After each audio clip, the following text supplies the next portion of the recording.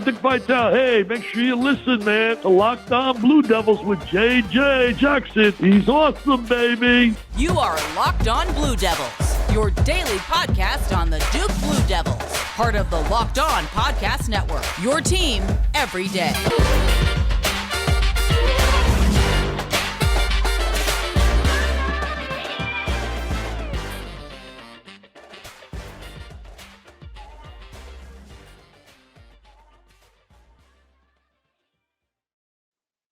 Hello, everybody, and welcome into another episode of the Locked On Blue Devils podcast. It's so great to have you here with us today. What a great week it is. What a great day it is. We've got Duke football taking on North Carolina. We discussed that all throughout today's episode of Locked On Blue Devils. Locked On Blue Devils, a daily podcast talking about everything going on in the life of Duke athletics. If you haven't done so already, please subscribe wherever you get your podcasts. Leave us a 5-star rating and written review. Your support means the absolute world. On 5-Star Fridays, we give shout-outs to folks who have left a 5-star rating and written review, and we would love to do that for you if you took the time to leave us a great review. On today's program, like I mentioned, we're going to have a crossover episode with our good buddy Isaac Schade, the host of Locked On Tar Heels, to talk everything you need to know about the Duke versus UNC football game coming up. Be sure to follow us on Twitter at LO_Blue Devils. I'm on Twitter at _JJ_Jackson_. And also make sure you subscribe on YouTube to watch our show each and every day. We're climbing towards 1,000 subscribers. That's our big goal. Help us get there. Let's get to it. Today's crossover episode of Locked On Blue Devils.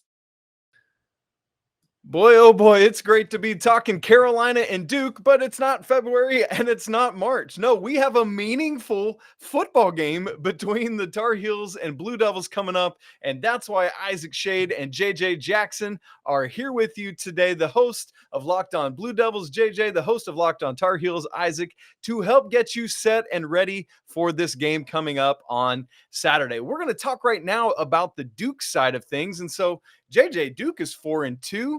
More wins in their first 5 games than they had all of last season. Wins so far over Temple, Northwestern, North Carolina A&T, and Virginia, who is struggling. The 2 losses came to Kansas, 35-27, and in overtime to Georgia Tech just last week, 23-20. Total of 11 points deficit in those losses, both one-possession games. So the Blue Devils are very close to being 5-1 or 6-0. JJ, what's going right for the Blue Devils in Mike Elko's first season? Yeah, you're not kidding. It has been a lot of right for Duke so far this season. I was not expecting to be in this position, truthfully, coming into the Duke and North Carolina game. There's a lot for grabs in this one, and I think Duke is a much more intimidating opponent for the rest of the conference, North Carolina included, given what we've seen through the first 6 weeks of the year. What's gone right for Duke has simply been the play at quarterback. You know, watching ACC football over the years, who in the world is Duke's quarterback? You haven't been able to know because every year post Daniel Jones, it's changed. 5 straight seasons of different quarterbacks. Around and around they go. And so finally this sophomore and Riley Leonard got his opportunity to be that guy out of Fairhope, Alabama, and has really taken the reins of this offense and said, you know what, I'm going to be one of the most productive quarterbacks that Duke has had since Daniel Jones. And because of his play, the offense has really elevated the way in which they play. And they've been able to put a lot of points on the board. So yes, I've been really impressed at that quarterback spot for Duke to start the year. What exactly is it, JJ, that Riley Leonard is doing that's helping make that offense go? Taking care of the football. And Isaac, that's a very simple answer to give you. But you look back at what Duke's done over the past few years. Gunnar Holmberg a year ago was turnover prone. The year prior, Chase Bryce had the most turnovers of FBS quarterbacks. When his lone season after he played a couple of years at Clemson, transfers into Duke, and now he's doing good things at App State. I mean, he had a hell of a game against North Carolina earlier this year. But that one season as Duke's starting quarterback, the only word to describe his performance was terrible. I mean, he just could not take care of the football. And Riley Leonard has done that. Duke has valued their possessions, has tried their best to put points on the board every opportunity possible, even if that is settling for a field goal and that sort of thing. So, and then on top of that, he has been able to take shots down the field. That's been a pleasant bright spot for him being this young in his Duke career. Right out of the gates, first game, we saw him take some shots down the field. It's not a lot of dump-off passes to running backs like Duke had with Mateo Durant a year ago. It's like, hey, we've got some weapons out there, utilizing it. And then, most importantly, don't turn over the football. And that's exactly what Riley Leonard's done.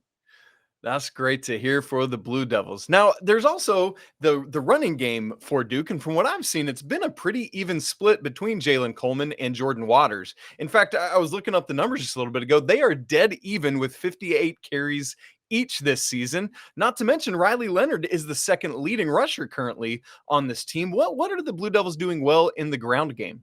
And not to mention, a week ago, it was Jaquez Moore that had the most carries out of anybody in the backfield, another freshman running back. I think just being able to split reps has been a great thing for this team. You knew that, look, Duke did go 3-9 last year in the final season of David Cutcliffe's 14-year tenure as a head coach.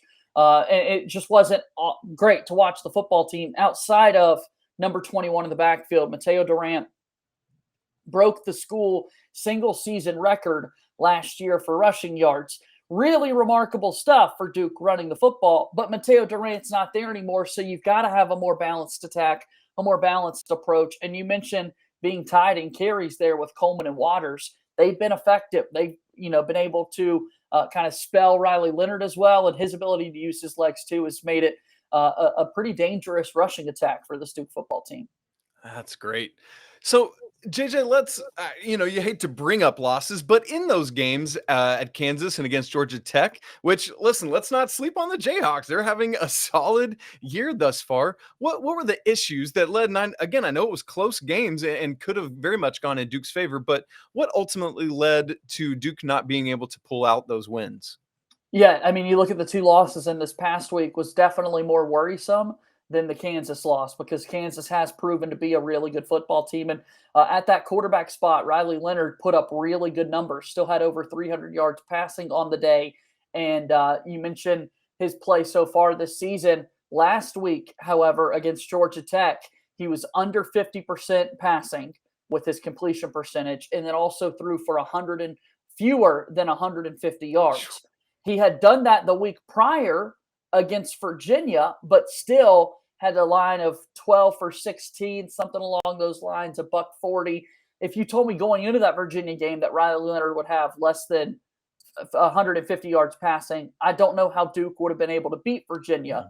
But then you turn on the film, you watch how well they run the football, you remember this is Virginia, and it starts to make a little bit of sense, because that has been one of the strangest teams in the conference so far this year. So definitely their inability to have a productive passing game this past week against Georgia Tech really hurt them, which is unfortunate because Riley Leonard has played so well to start the year. He did have an interception, which, taking care of the football, again, remains the paramount objective. And so, it's just been a little bit of inconsistencies in their losses on the offensive side of the ball. Well, the nice thing is that even when the offense isn't performing great, you've got a defense right now for the Blue Devils who are allowing just 19.7 points per game, going to be tested, obviously, this week against the Tar Heels offense, coming in averaging 42.3 points per game. What is it that the Blue Devils have been able to do defensively to limit their opponents to under 20 points a game? Yeah, defense is the name of the game when you play for Mike Elko. And, he's the former defensive coordinator at Texas A&M the past few seasons, had a run at Notre Dame, and spent a lot of years at Wake Forest with Dave Clawson, helping run that Demon Dinkin defensive unit. Last year, the Heisman Trophy winner in our sport of college football was Bryce Young. He was only defeated twice, once in the title game and in the regular season, defeated by a Mike Elko coached defense in Texas A&M. So this guy knows his stuff when it comes to the defensive side of the ball. The big question mark going into the year was the secondary. There are known commodities on the defensive line for Duke, and Dwayne Carter and R.J. Oben and V.J. Anthony. They've made plays. Shaka Hayward was the leading tackler. He's one of the only players on Duke's defense that's getting all-conference recognition and preseason outlets and that sort of thing. Everybody was wanting to know what is going to be this Duke secondary. What in the world are they going to look like? And they have really stepped up to the challenge. I've been really impressed with what we've got from somebody like Brandon Johnson stepping up and making plays. Jalen Stinson has been active on the defensive side of the football for Duke. So their secondary stepping up when they need it to has been a big bright spot for the Duke defense. You love to see it. All right, folks, that is a great primer from JJ Jackson on the Blue Devils football team, what they've been doing so far this year. Much more for you coming about North Carolina and Duke in just a second. This episode of Locked On Blue Devils is brought to you by Upside. From cringing at the pump to getting an eye-popping check at your favorite restaurant, inflation is hitting us all where it hurts. And boy, does it really hurt. That's why I started using Upside. Upside is an incredible app for anyone who buys gas, groceries, or dines out. With every purchase, I'm earning cash back thanks to Upside. To get started, download the free Upside app. Use promo code LOCKED, LOCKED, and get $5 or more cash back on your first purchase of $10 or more. Download the free Upside app and use promo code LOCKED, LOCKED, to get $5 or more cash back with your first purchase of $10 or more. That's $5 or more cash back with your first purchase of $10 or more using promo code LOCKED. Upside users are earning more than $1 million every week. That's why they have a 4.8 rating on the App Store. Upside, a proud sponsor of Locked On Blue Devils. It's a Locked On crossover. Locked On Blue Devils and Locked On Tar Heels colliding ahead of the big game coming up this weekend between Duke and North Carolina from Wallace Wade Stadium. 8 p.m. Eastern kickoff, a late one under the lights. I'm JJ Jackson with Isaac Schade from Locked On Blue Devils. And Isaac, we talked about Duke. Now let's talk about the North Carolina Tar Heels. Tell me a little bit about this Tar Heels team this season. 5-1 on the year, and the talk around the country so far has been the play of your quarterback in Drake May. And that's absolutely the very first and main talking point, JJ. This guy is now in the top 10 on BetOnline's odds to win the Heisman. I mean, who would have saw that coming out of a preseason when you didn't even know who was going to be the starting quarterback until game week of the first game of the Tar Heels season? But Drake May has come in and not made folks forget about Sam Howell, but man, coming out of the Sam Howell era when you thought it couldn't get any better, it has been. And that's just the reality, is that you've got other skill position players who have grown, and that's obviously helpful to him. But there is just a poise and a moxie about this young man that you just don't often see in a redshirt freshman. Now, he did come back down to earth ever so slightly last week in the win down at Miami. Threw picks, 2 of them, one right before halftime, one right after time. Prior to that, had only thrown 1 interception on the entire season. However, when you contrast that with the other numbers, currently Drake May is tied for the national lead with CJ Stroud for the most touchdowns responsible for in the nation at 24. 3rd in the nation with passing touchdowns, 21. He's 3rd in the nation in quarterback rating. He's just making all the right reads, not holding on to the ball too long, getting out of the pocket. He looks comfortable and poised, making good throws with good reads, good progressions, but also making very difficult throws. Had an insane touchdown pass to Josh Downs last weekend, Carolina's leading receiver. Like basically a fadeaway as a defender is diving at his knees and just put it right on the pocket. Drake May is doing everything that you could have hoped for and more for this Tar Heels offense.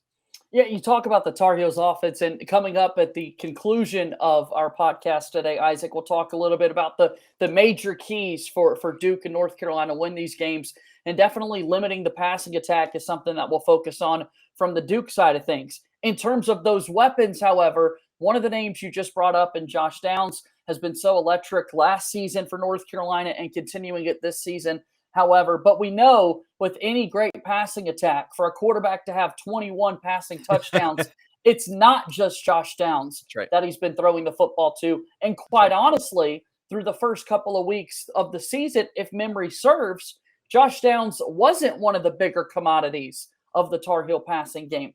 Who have been some of those top targets this season? That's a great question, JJ. And part of the reason he was not one of those top commodities the first couple games is he sustained an injury in Carolina's first game of the season, and so actually had to miss a couple games. Okay. And honestly, if we're being real about it, that was probably the best thing for the Tar Heels, who had option 1, 2, 3, and 47 as Josh Downs last year. And so Drake May needed some more targets to be able to throw to.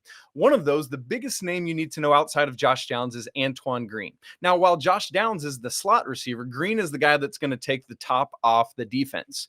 He had missed the first 3 games of the season, having suffered a collarbone injury this preseason, came back against Notre Dame, has had multiple touchdowns of over 50 yards already, and so is a perfect complement, deep threat to Josh Downs. Now, Drake May is not Sam Howell, for those of you who remember him, in terms of just deep shot after deep shot after deep shot. Drake May is taking what the defense gives to him. If it is that deep shot to someone like Antoine Green, fantastic. He's going to go after it. But if it's Josh Downs, wherever he's at, that's great too. Some other things you need to know about the passing attack are the tight ends. Carolina starts Kamari Morales, but then has 2 other guys in Bryson Nesbitt and John Copenhaver who also come in and are really strong threats. While it's Morales that starts, it's Nesbitt that's actually probably the most NFL draftable player out of that tight end group. He's kind of this hybrid tight end wide receiver player that Drake May is really starting to show an affinity for. Had 98 yards 2 weeks ago, a season high, or career high, in receiving. And so you love to see that. Some other names to know in the receiving game are JJ Jones, who had a huge touchdown last week. Gavin Blackwell as well. There's a freshman, Andre Green Jr., not to be confused with Antoine Green, who is not yet seeing the field very often, but has freakish talent that people are excited to see on display. Talking about that passing attack, it's gotten so much publicity, as it should, because your quarterback has been so dynamic. Again, top 10 in all those stats. Drake May has had an amazing season and surpassed expectations, I think, that folks around the conference had for him going into the season. But with any great offense, you do need to have some level of a rushing attack. What does that look like for North Carolina this season? And that's a great way to put it, JJ, because coming into the season, Carolina had a running back room with 6 different running backs in it. One of them, who was projected to be the starter, British Brooks, was hurt preseason, out for the year, and will not be back. He's already said he'll come back next year, but is out this season. And so Carolina has chiefly relied on true freshman, summer enrollee, not even early enrollee, summer enrollee, Omarion Hampton, who started beginning in week 2 and had several starts, but has kind of faded a little bit the past couple weeks. He did have a touchdown last week again, but Caleb Hood has been the guy that has started each of the past 2 weeks. Carolina went to him on the ground and in the air quite often last week. However, he had to come out of the game twice with injuries. So we're kind of in flux, waiting to see what his status will be for this week. But those have been the chief 2 guys, are Hood and Omarion Hampton. If Hood's not able to go, you want to be on the lookout for another true freshman, George Pettaway, and he will probably get some more run if Hood is out. The other thing that Carolina has, very similar to Duke, is that Drake May currently is the second leading rusher on the team. Anytime a quarterback can use his legs, it makes it more challenging for a defense, and we'll see how these defenses fare. Again, Saturday night's game, Duke and North Carolina from Wallace Wade Stadium. All right, before our final timeout, we do got to talk defense for the Tar Heels. The Duke fans need to know what this looks like, because you look at the numbers, Isaac, and through the first few weeks of the season, a lot of people spent time talking about that defensive unit for the Tar Heels. So many folks are well aware of that 63-61 showdown with Appalachian State and 40 points being given up in the final quarter. From the outside looking in, it seems as though the defense is starting to play much better football, though, over the last few weeks. What's been the biggest reason for that? Yeah, that's a great point. The consistency, JJ, has been the linebackers who you're looking. It's a 4-2-5 scheme. So you've got 2 linebackers, that's Cedric Gray and Powell Eccles. They're going to have the majority of the snaps. In fact, one of the 2 of them has been the leading tackler each week. Neither of them has been outside the top 3 in tackles in any single game this season. And so the issues have been more up front and in the secondary. Part of the problem is Carolina's not been often able to generate much of a push with that front 4, but that's been rounding into form a little bit more.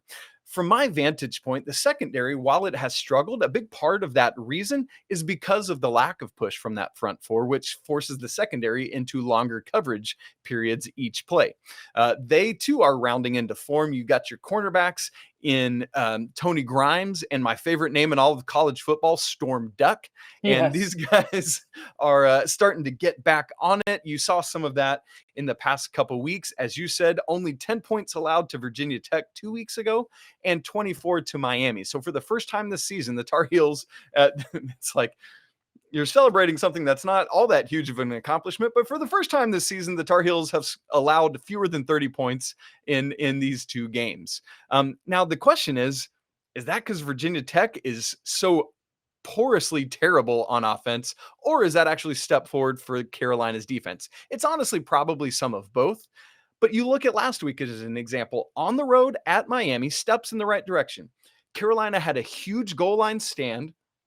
Miami had the ball first and goal at the 2. Carolina stopped them 4 straight plays, and they were not able to get it in. So like that in itself is like, man, that was in the second quarter of that game. Huge turning point, potentially even for the season for that line. And then Carolina forced 2 turnovers in the fourth quarter that helped solidify this game. It was not the offense, interestingly enough, against Miami, who only scored 6 points in that second half. It was those defensive bend but not break moments for the Tar Heels in the fourth quarter, including a game-sealing interception from DeAndre Boykins.